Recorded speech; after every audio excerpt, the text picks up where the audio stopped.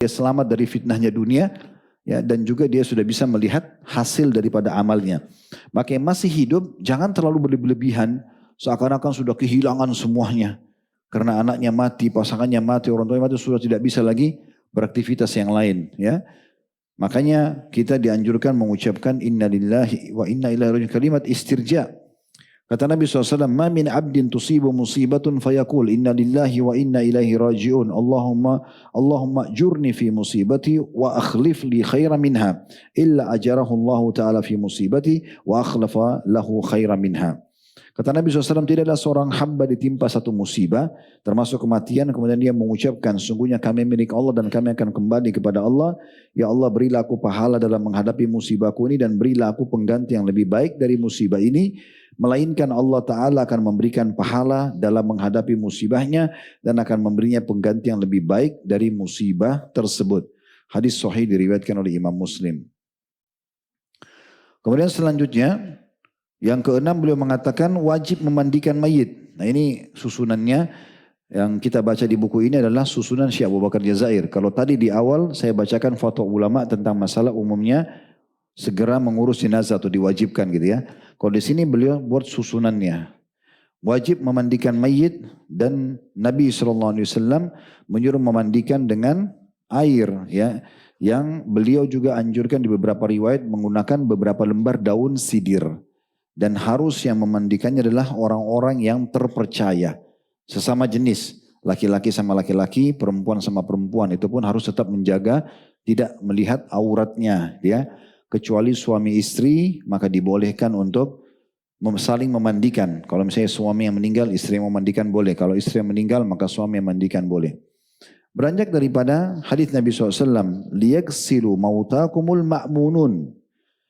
Selayaknya orang yang memandikan mayit di antara kalian adalah orang yang bisa dipercaya. Karena dia akan melihat hal-hal yang mungkin baik atau mungkin tidak baik. Karena sebagian jenazah ada yang Allah pertunjukkan sesuatu yang kurang baik dari jenazahnya. Maka jangan sampai dia menceritakan keluar gitu ya. Dan juga sabda Nabi SAW tentang masalah kepada Aisyah. Beliau mengatakan, hai Aisyah, lau mutti lagassaltuki wa kaffantuki. Kalau engkau meninggal lebih dulu hai Aisyah dari aku akan mengurus jenazahmu. Aku akan memandikanmu dan juga aku akan mengkafanimu. Dan Ali pun radhiyallahu akhirnya mempraktikkan memandikan dan mengkafani istrinya Fatimah. Ini diriwayatkan oleh Ibnu Majah dan juga Ahmad dan juga An-Nasa'i. Demikian pula tentu satu paket ini memandikan dan juga mengkafaninya. Dan mengkafani dianjurkan menggunakan kain, 2 lembar kain bagi laki-laki, kain putih yang bisa membungkus badannya. Kalau perempuan ada yang menyebutkan sampai 5 lembar kain agar lengkukan tubuhnya tertutup. Karena walaupun mayit tetap saja dikhawatirkan ada fitnah kalau terlalu ketat ya dan terlalu tipis kainnya. Dan ini dicontohkan pada saat meninggalnya Nabi SAW, para sahabat menyiapkan demikian. Kecuali orang yang mati syahid maka dibungkus dengan bajunya saja.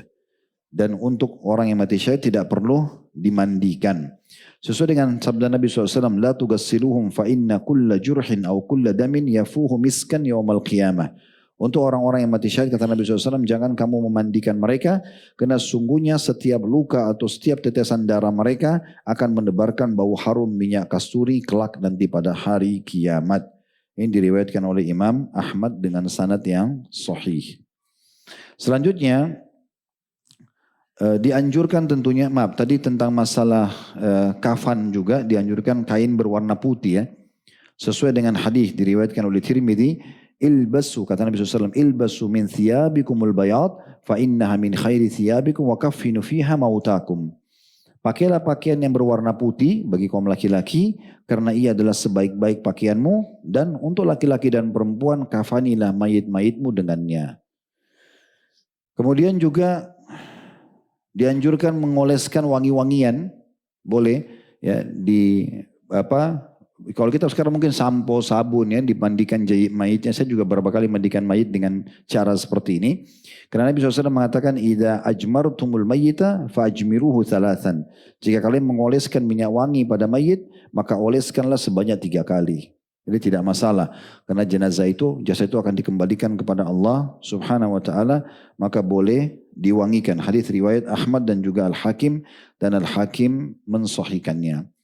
Dalam riwayat lain, tentu ulama sepakat kurang lebih ya. Kalau kain kafan mayit laki-laki berjumlah 2 atau 3 lapis.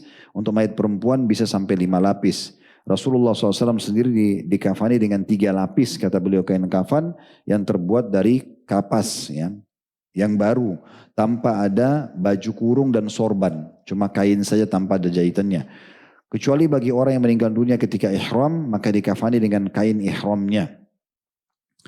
Dan Rasulullah SAW ya, pernah melihat ada satu sahabat yang meninggal di Arafah lagi haji, jatuh dari hewan tunggangannya, maka beliau mengatakan gassilu bima'in wa sidr wa kaffinu fi thawbihi wa la tuhannituhu wa la tukhammiru ra'sahu fa innahu yub'atsu yaumal qiyamati mulabbiya. Mandikanlah ia dengan air daun pohon bidarah. Makanya tadi saya bilang mayit dimandikan dengan daun bidarah. Walaupun kita cium tidak ada baunya, tapi intinya sunnahnya meletakkan beberapa lembar daun bidarah di air, baru itu yang dipakai mandi ya. Lalu kafanilah ia dengan kainnya, maksudnya kain ihramnya. Jangan mengolesinya dengan minyak wangi, karena dia sedang ihram. Kalau selain muhrim atau selain orang yang pakai baju ihram, itu boleh diolesi wangi-wangian. Dan jangan pula menutup kepalanya, karena ia akan dibangkitkan pada hari kiamat dalam keadaan bertalbiyah. Nah, di antara juga yang perlu diperhatikan, tidak boleh kain kafan yang mahal-mahal, seperti pakai kain sutra, ya. Pakai kain yang biasa saja. Karena Nabi SAW menyebutkan tentang kain kafan walaupun dia orang kaya. La tugalu bil kafan fa innahu yuslabu sari'an.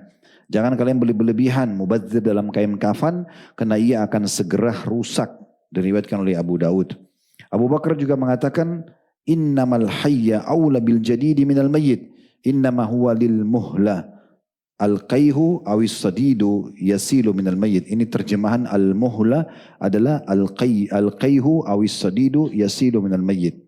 Artinya kata Abu Bakar, sungguhnya orang yang masih hidup lebih berhak atas kain yang baru daripada mayyit. Ya. Karena kain kafan itu hanya untuk mewadahi cairan nanah ataupun cairan yang keluar dari tubuh si mayyit. Di antara harus yang dikerjakan adalah segera mensolati mayit. Tadi sudah kita singgung juga ini. Tapi hukumnya adalah fardu kifayah. Maksudnya kalau sudah ada yang kerjakan maka sudah gugur dari yang lainnya. Gitu ya. Tetapi kalau antum sendirian saja. Lagi jalan berdua sama teman. Di tengah jalan meninggal dia. Misal antum jalan di padang pasir meninggal dia. Maka di sini antum wajib sini. Tidak ada orang lain.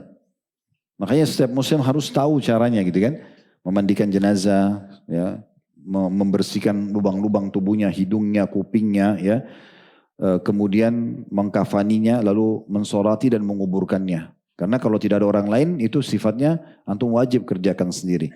Tapi kalau di kota kayak kita sekarang ini, karena sudah ada orang yang mensolati, maka sudah cukup. Ya. Dan Nabi SAW mencontohkan dan bersabda, Sallu ala sahibikum, salatilah mayyit saudara-saudara kalian. Diriwayatkan oleh Imam Bukhari.